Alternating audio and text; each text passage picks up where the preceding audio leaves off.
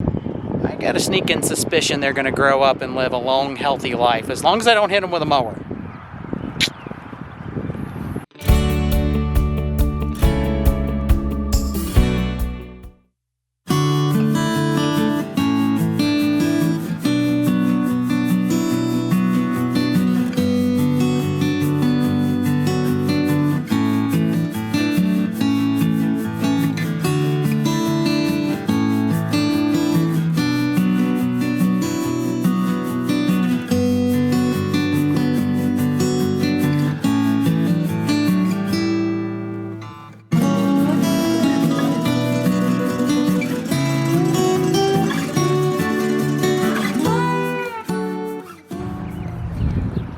Thought I'd take an opportunity here at the beginning to show you what I got finished after I stopped recording yesterday. I have to say it looks really good. Let's see if I can get that in the daylight. So that is all kind of raked out back here. It is funny because I have one spot in the center, which would have been toward the deep end of the pool, that is wet. And I think it's all the water after the compression settling. It's pushing the water upward because it has nowhere else to go. And it's just kind of evaporating through the surface. So I told Noelle earlier today, the pool refuses to die. It's kind of its last breath of, don't forget I was here. Today, my goal is to start staking where the swing set's gonna set out here. And once I've got those stakes in, then we'll have a better idea of where we are gonna be as far as, you know, space considerations go. And I think we're going to push the back fence line out behind these hibiscus or Rose of Sharon bushes here. I don't suspect they're going to get much taller than they are. I looked them up online today and they said they are an 8 to 12 foot if pruned like a tree. So I think we're going to be fine to go behind them with a fence. I'm going to walk back. I have to find something I can use to stake and string in the ground to get the layout down. So first, you'll notice in the background, I have a bunch of stakes in the ground now. I measured it out, kind of mapped out, because again, I need to figure out where the fence is going to go, figure out where the swing set's going to go, make sure they got enough clearance so they don't, you know, fall off a swing and hit a fence. Just a lot of things that I tried to consider to make sure that it was safe and the kids would have fun on it. Out here you'll see my new pink string, and that goes all the way down past the hibiscus and then all the way back up. That will be just a rough estimate of where the new fence line will be. I didn't measure anything out to make sure it's the right length. I didn't measure anything out to make sure it's square. I can do all that as I kind of figure out how many posts I need. For now, it just gave me an idea of where the fence line was going to be, so I knew if I put a swing set down, I didn't have the kids getting too close to it, and I could put it in the ground first and then worry about the other stuff a little bit later. The first thing I noticed on the swing set is, on paper, the swings look great. 11 inches instead of 8 between each swing, which is the minimum, and I can get 3 swings on a beam that way. And once I got this put together back here, the white string right along there is where a swing set beam would be. 12 feet doesn't go as far as you think it would. And so with full-grown children or relatively grown children, as well as the little ones, I want to make sure there's plenty of room between the swings so that if they go side by side to side or spin and twist or whatever, that they don't hit each other. I can't use 12-foot beams to do 3 swings, so my choices are either find a 16-foot beam somewhere, which I can't personally haul a 16-foot beam anymore. I don't have a vehicle long enough to handle that. I can do 12s. I need to look into 16-foot beams and see if I can find any of those. I might have to go delivery, I don't know. Not the end of the world. Or we just do 4 swings instead of 4 swings and some extra accessory stuff. But I'd like to have the extra width, and I definitely have the room here to build a nice play set. So this is what the swing set would look like on the ground. That would be the sandbox area. That would be some swings over here where the white string is, or the yellow line on the ground. Then I've got 8 foot squared up for a play area, like a little playhouse that I can put together. I'll just do the framework to start and do the playhouse later. Then the other swing beam and where the platform for a slide and stairs will go. Now, I may not have 4x4s on the outer run all the way up on the right here, and I probably won't have 4x4s all the way up on the run here. That is just there so that I can kind of measure out what the framework looks like. And now for the interesting part.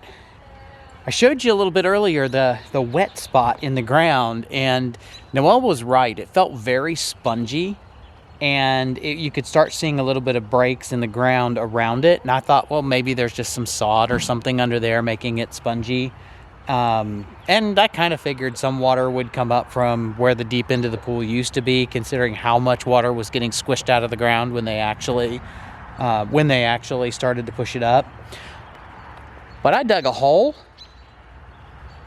and that ground is soaked. It is absolutely saturated, and so all the springiness in this is from the moisture in the aggregate, and it just kind of is squishing under your feet. Now, you're not gonna sink, but do I expect it to settle? Yeah, I really think this is gonna settle quite a bit once that moisture finally gets out of here. And to be honest with you, I don't know, with as much rain as we're getting, how long it will be before that moisture finally settles. So I may actually have to grass this in, and then once it's grassed in, as I notice it settling, go back and put in some fill dirt, some topsoil fill dirt, and reseed, just to kind of keep up with the settling, because I don't expect it will settle everywhere, but where it does settle, I think it's going to be pretty noticeable once all that water gets out of there. So I guess only time will tell, and I have no idea how long that will take, so we will just wait and see. And I have lone chickens still out. These ladies are putting themselves to bed later and later every day. It is 8:15, and I still have the rooster tilting his head out. So I still have one out here looking around. I got one back there kind of hiding just right there, and the rest are all in the chicken coop. We got to get these ladies to bed so that I can go in for the night. Time to go to bed, little chicken. You guys are chickens, not night owls.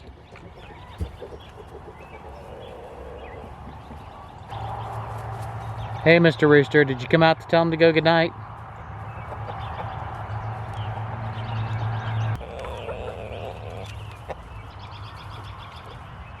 Looks like y'all are getting a drink before bed.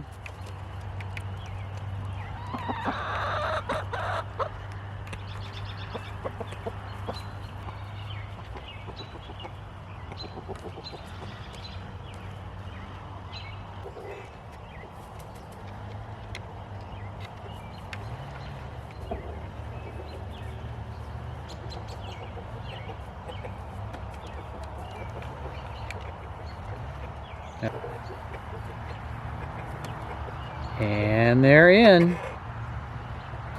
All right, that is my cue to be able to go and lock these ladies and gentlemen up for the night. I'm gonna go make that happen before they decide they want to come out for a bedtime snack. It is warm and mostly sunny today.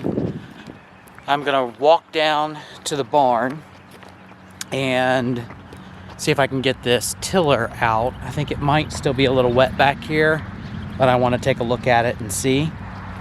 We are supposed to get rain most of the day tomorrow, so I want to make sure that if I can get anything done back here, today's the day that it'll need to happen. So if I can't get it done, it's not a big deal. It'll wait till it dries out again, but it would be nice if I could go ahead and get the ground tilled so that it's getting prepped and ready for when we get ready to plant this garden. So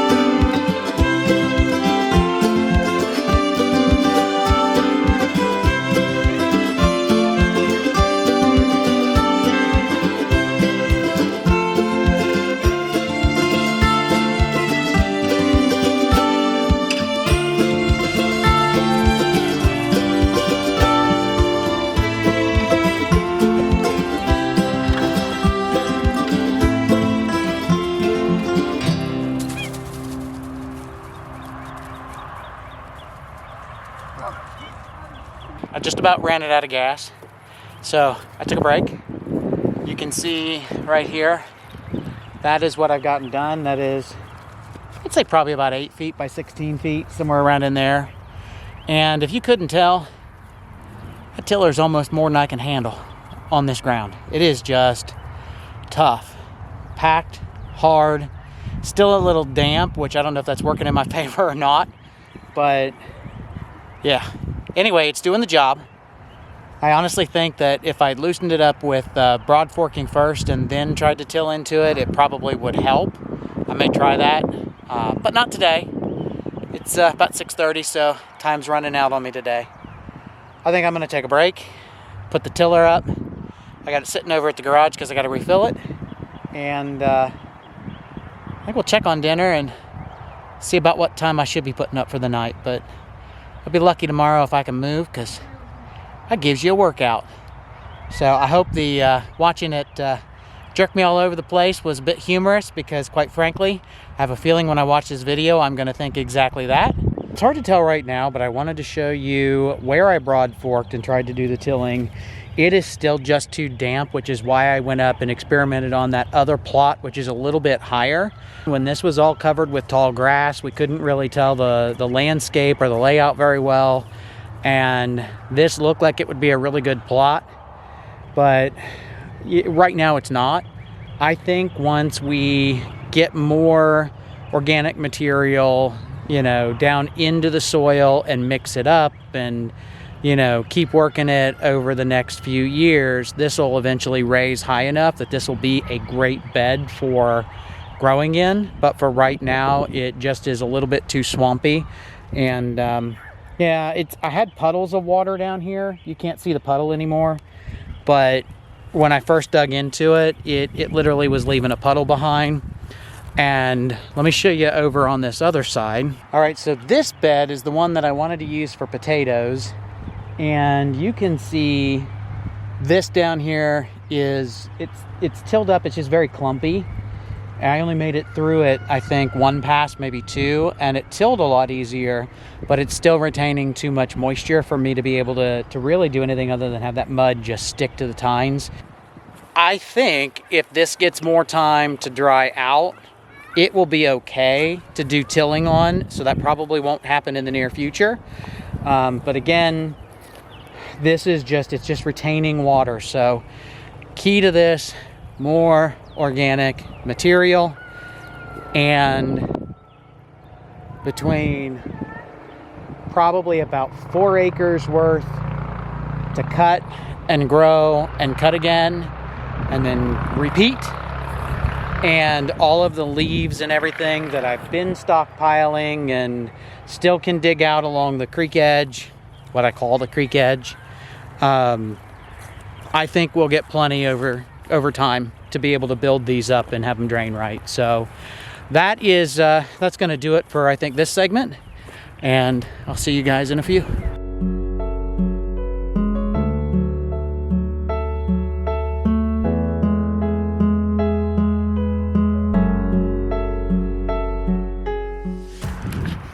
That was a quick look at one of our red maples that I transplanted.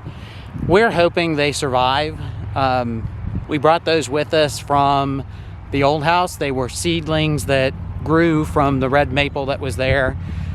We're gonna see what happens with them, but I got a sneaking suspicion they're gonna grow up and live a long, healthy life, as long as I don't hit them with a mower.